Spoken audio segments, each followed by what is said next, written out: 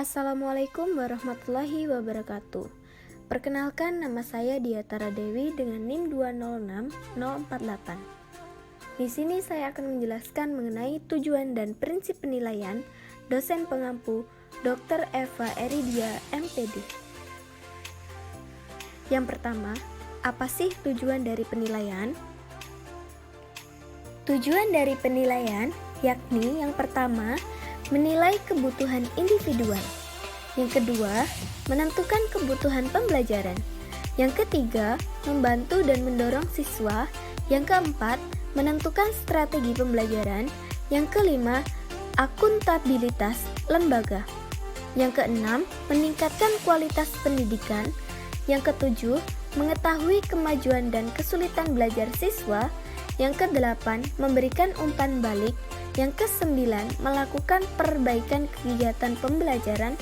Yang kesepuluh, memotivasi guru mengajar lebih baik. Dan yang terakhir, memotivasi siswa belajar lebih giat. Lalu, bagaimana dengan prinsip-prinsip pada penilaian? Pada umumnya, penilaian memiliki prinsip sebagai berikut. Yang pertama, keeping track, yaitu harus mampu menelusuri dan melacak kemajuan siswa dengan rencana pembelajaran yang telah ditetapkan. Yang kedua, checking up, yaitu harus mampu mengecek ketercapaian kemampuan peserta didik dalam proses pembelajaran.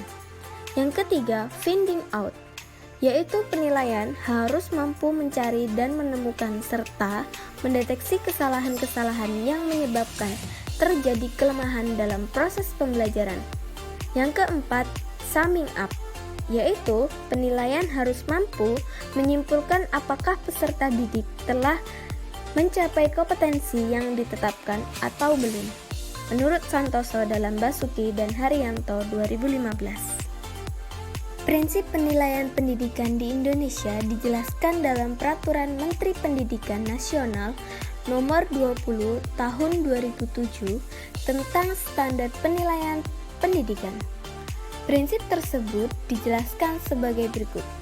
Yang pertama, sahih, berarti penilaian didasarkan pada data yang mencerminkan kemampuan yang diukur. Yang kedua, objektif, berarti penilaian didasarkan pada prosedur dan kriteria yang jelas tanpa dipengaruhi oleh subjektivitas. Yang ketiga, adil, berarti penilaian tidak menguntungkan atau merugikan peserta didik karena berkebutuhan khusus serta perbedaan latar belakang, agama, suku, adat istiadat, status sosial, ekonomi, dan gender. Yang keempat, terpadu, berarti penilaian oleh pendidik merupakan salah satu komponen yang tak terpisahkan dari kegiatan pembelajaran. Yang kelima, terbuka, berarti prosedur penilaian, kriteria penilaian, dan dasar pengambilan keputusan dapat diketahui oleh pihak yang berkepentingan. Yang keenam, menyeluruh dan berkesinambungan, berarti penilaian oleh pendidik mencakup semua aspek kompetensi dengan menggunakan berbagai teknik penilaian yang sesuai untuk memantau perkembangan kemampuan peserta didik. Yang ketujuh, sistematis, berarti penilaian dilakukan secara berencana dan bertahap dengan mengikuti langkah-langkah baku. Yang kedelapan, beracuan kriteria, berarti penilaian didasarkan pada ukuran pencapaian kompetensi yang ditetapkan.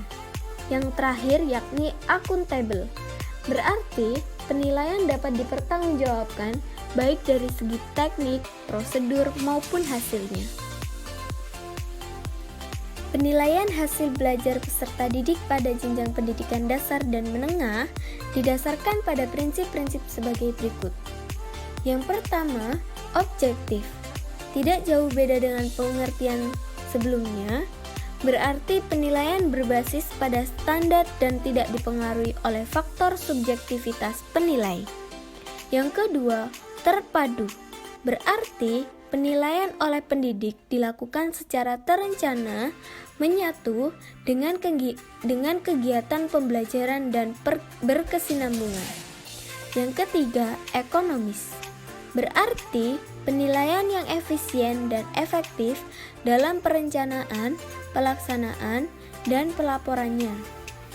Yang keempat, transparan. Berarti prosedur penilaian, kriteria penilaian, dan dasar pengambilan keputusan dapat diakses oleh semua pihak. Yang kelima, akuntabel. Berarti penilaian dapat dipertanggungjawabkan kepada pihak internal sekolah maupun eksternal untuk aspek teknik, prosedur, dan hasilnya. Yang keenam, edukatif. Berarti mendidik dan memotivasi peserta didik dan guru.